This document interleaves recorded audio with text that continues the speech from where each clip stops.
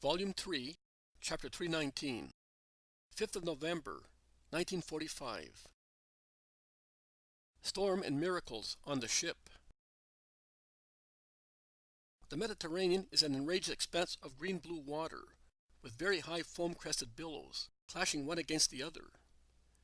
There is no thick fog today, but the seawater, pulverized by the continuous pounding of breakers, is turned into a burning salty dust that penetrates even into people's clothes, reddens eyes, irritates throats, and seems to spread like a veil of salt powder everywhere, both in the air, making it opaque as tin fog does, and on things that seem sprayed with bright flour, the minute salt crystals.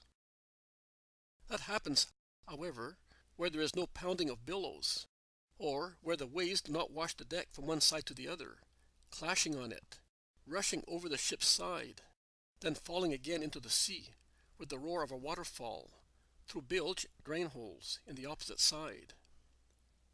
And the ship rises and plunges into the water, a twig at the mercy of the ocean, a mere nothing compared to it, squeaking and moaning from the bilges to the tops of the masts.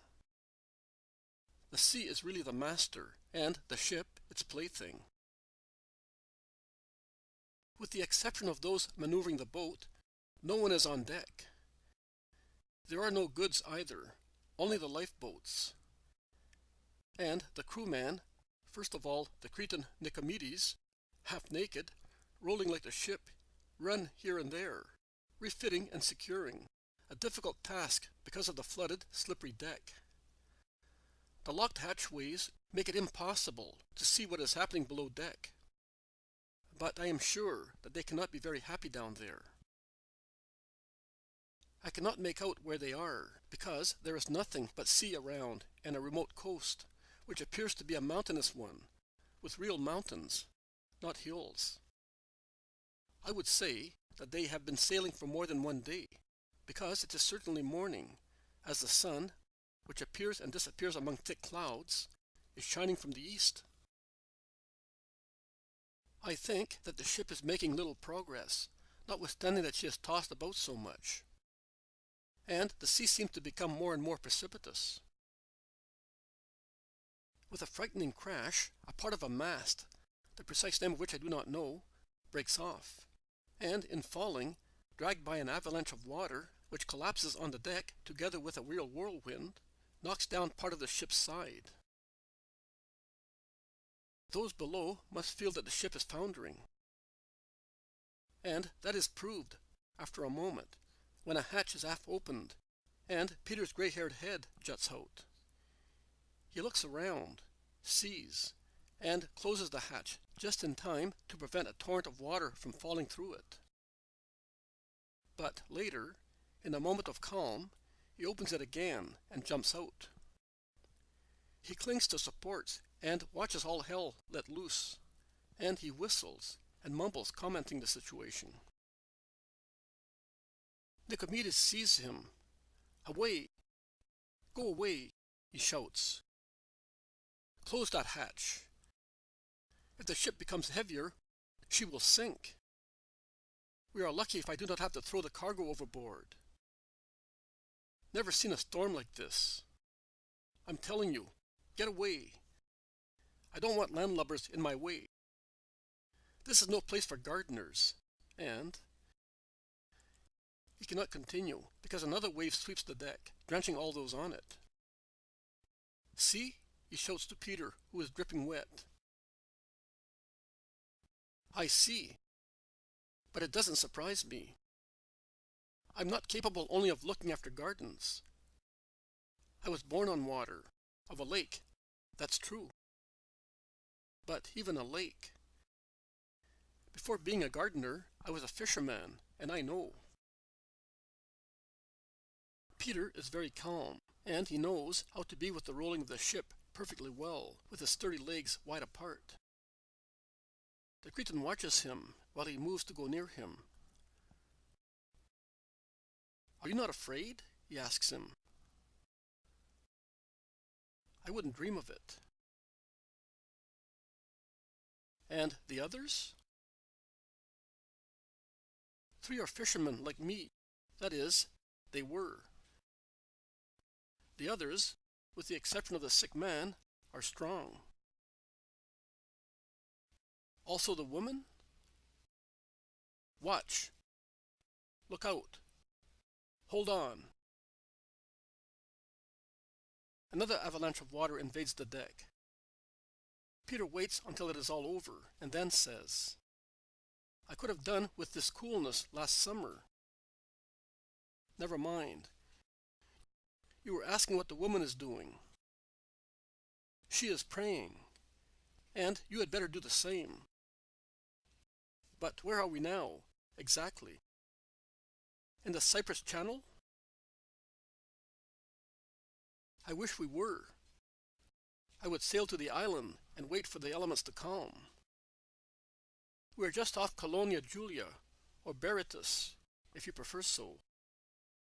Now we will get the worst of it. Those are the Lebanon mountains. Could you not go in there, where the village is? It's not a good port, reefs and rocks. It's not possible. Watch. Another whirlwind, and another piece of mast falls, striking a man, who is not washed overboard, only because the wave carries him against an obstacle. Go below deck. Go. See? I see. I see. But that man. If he's not dead, he'll come round. I cannot look after him. You can see. In fact, the Cretan has to have eyes in the back of his head for the sake of everybody's life. Give him to me. The woman will look after him. Anything you want, but go away. Peter creeps as far as the motionless man, gets hold of his foot, and pulls him towards himself. He looks at him, whistles. He grumbles. His head is split like a ripe pomegranate. The Lord should be here. Oh, if he were here. Lord Jesus, my Master, why have you left us? There is deep sorrow in his voice. He loads the dying man on his shoulder, being drenched himself with blood, and goes back to the hatch. The Cretan shouts to him, It's quite useless. Nothing doing.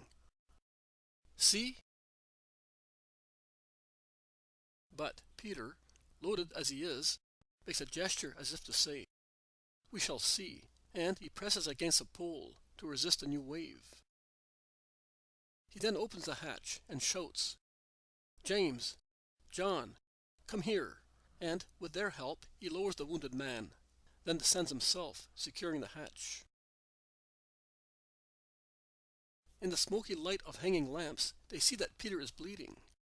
Are you wounded? They ask him. No, not I. It's his blood. But you may as well pray, because... Syntyche, look here. You told me once that you know how to cure wounded people. Look at this head. Syntyche leaves John of Endor, whom she was supporting, as he is suffering a great deal, and goes to the table on which they have laid the poor man, and she looks. A bad wound. I have seen the like twice, in two slaves. One was struck by his master, the other by a stone, a caprarola. I would need water, a lot of water, to clean it and stop the blood. If you want just water, there is even too much. Come, James, with the tub. We will handle it better in two. They go and come back dripping wet. And Syntyche, with wet cloths, washes and applies compresses to the nape of his neck. but the wound is a nasty one. The bone is bare from the temple to the nape. And yet the man opens his eyes vaguely and grumbles while gasping for breath. He is seized by the instinctive fear of death. Good. Be good. You will recover, says the Greek woman, comforting him with motherly love, and she speaks to him in Greek, as Greek is his language. The man, although stunned, is amazed and looks at her with a faint smile upon hearing his mother tongue, and searches for Sintaiki's hand. Man who becomes a child as soon as he suffers, and looks for a woman who is always a mother in such cases. I am going to try with Mary's ointment, says Sintaiki, when the wound bleeds less. But that is for pains, objects Matthew, who has turned deadly pale. I do not know whether because of the rough sea or at the sight of blood, or because of both. Oh, Mary prepared it with her own hands. I will use it, praying. Will you pray, too? It can do no harm. Oil is always a medicine. She goes to Peter's sack, takes a vase out of it, a bronze vase, I would say, opens it, and takes a little ointment, which she warms on a lamp in the same lid of the vase. She pours it on a folded piece of linen cloth and applies it to the wounded head. She then bandages it tightly with linen strips. She places a folded mantle under the head of the wounded man, who seems to doze off, and she sits near him, praying. The others also pray. The storm is still raging on the deck, and the ship is pitching awfully. After some time, a hatch is opened, and a sailor rushes in. "What's the matter?" asks Peter. "We are in danger. I have come to get incense and offerings for a sacrifice." "Forget about such nonsense." "But Nicomedes wants to sacrifice to Venus. We are in her sea." "Which is as frantic as she is," grumbles Peter in a low voice. Then, a little louder, "You, come with me. Let's go on deck. Perhaps there is work to be done. Are you afraid to stay with the wounded man and these two?" The two are Matthew and John of Endor, who are worn out by seasickness. "No, you may go," replies Sintaiki. While getting on deck, they run into the Cretan who is endeavoring to light the incense, and who attacks them furiously to send them below, shouting, "Can't you see that without a miracle we shall be shipwrecked? It's the first time. The first time since I have been sailing." "Just listen. You will now say that we have cast a spell," whispers Judas of Alphaeus. In fact, the man shouts louder, "Cursed Israelites, what have you got on you? You dogs, you have cast a spell on me. Go away. I am now going to offer a sacrifice to newborn Venus." "No, not at all. We will sacrifice." "Go away. You are pagans. You are demons. You are—" "Do you hear that? I swear to you that if you let us do what we want to do, you will see the miracle." "No. Go away." And he lights the incense, and he throws into the sea, as best he can, some liquids that he had previously offered and tasted, as well as some powders, which I do not recognize. But the waves put the incense out, and the sea, instead of calming, rages more and more, washing away all the paraphernalia of the rite, and nearly sweeping away Nicomedes as well. Your goddess is giving you a beautiful answer. It's our turn now. We have one as well. purer than that one made of foam. But then, sing, John, as you did yesterday, and we will follow you, and let us see. Yes, let us see. But if it comes to the worst, I will throw you overboard as propitiatory victims. All right. Come on, John. And John strikes up his song, followed by all the others, including Peter, who usually does not sing, as he is always out of tune. The Cretan is watching them with folded arms and a smile that is half angry and half ironical. After the song, they pray with their arms stretched out. It must be the Our Father, but it is in Hebrew, and I do not understand it. They then sing louder. They thus alternate songs with prayers, without fear or interruptions, although they are struck by the waves. They do not even hold on to supports, and yet they are so self-confident, as if they were one thing with the wood of the deck. And the violence of the waves really begins to abate slowly. It does not cease completely, as the wind does not drop entirely. But the storm is not as furious as previously, neither do the waves wash the deck. The face of the Cretan is a poem of amazement. Peter casts sidelong glances at him and continues praying. John smiles and sings louder. The others follow him, exceeding the roar of the waves more and more clearly as the sea calms down into a normal motion and the wind begins to blow favorably.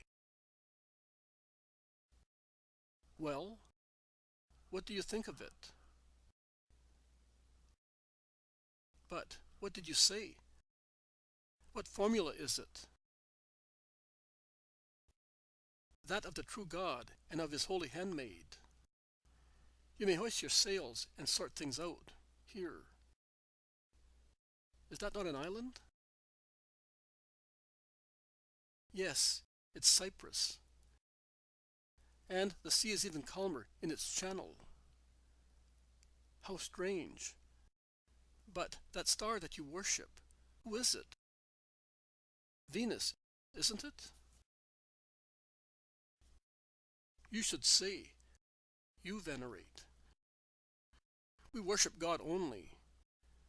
But she has nothing to do with Venus. She is Mary. Mary of Nazareth, the Hebraic Mary, the mother of Jesus, the Messiah of Israel. And that other thing, what was it? That was in Hebrew. No, it was our dialect, the dialect of our lake, of our fatherland. But we cannot tell you, a pagan. It's a speech addressed to Jehovah, and only believers can learn it. Goodbye, Nicomedes. And don't regret what has gone to the bottom. Spell lest to cause you misfortune. Goodbye, hey? Are you dumbfounded? No, but... Excuse me, I insulted you. Oh, it does not matter. The effects of Venus's cult. Come on, boys, let's go to the others. And, smiling happily, Peter goes towards the archway. The Cretan follows them. Listen. And what about the man? Is he dead? Not at all. We may give him back to you safe and sound very shortly. Just another trick of our spells. Oh, please excuse me. But tell me, where can one learn them in order to be helped? I am prepared to pay for that. Goodbye, Nicomedes. It's a long story, and it's not allowed. Sacred things are not to be given to heathens. Goodbye. Fare you well, my friend. And Peter, followed by all the others, goes below deck, smiling. Also, the sea is now a pleasant sight. A fair mistral now favors navigation while the sun is setting, and a slice of the waxing moon looms in the east.